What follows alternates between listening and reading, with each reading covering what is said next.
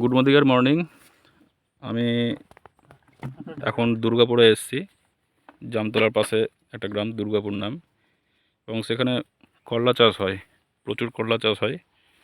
এবং এই করলা চাষে এবারে প্রথম আমাদের মোদিকেয়ারের যে প্রোডাক্ট এগ্রিকালচারের অ্যাক্টিভ 80 আর অ্যাক্টিভ জাইম, এই দুটো দিয়ে স্প্রে করা হয়েছে, এবং চাষিরা বেশ ভালো উপকৃত হয়েছে,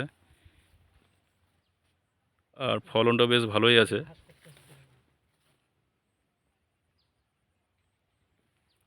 তো আমি চাষিদের কাছ থেকে দু এক কথা শুনে নিচ্ছি। দাদা বলো একটু কিছু, কি বলবো দাদা বলেন। কেমন লেগেছে প্রোডাক্টটা? না, প্রোডাক্টটা তো যা দেখলাম প্রোডাক্ট ভালোই আছে। আচ্ছা আচ্ছা ফলন টলন সবই ভালো দিচ্ছে, আচ্ছা। আর কাজও ভালো করছে। ভালো করছে, রেজাল্ট ভালো আছে, তাই তো? হ্যাঁ, রেজাল্ট ভালোই আছে।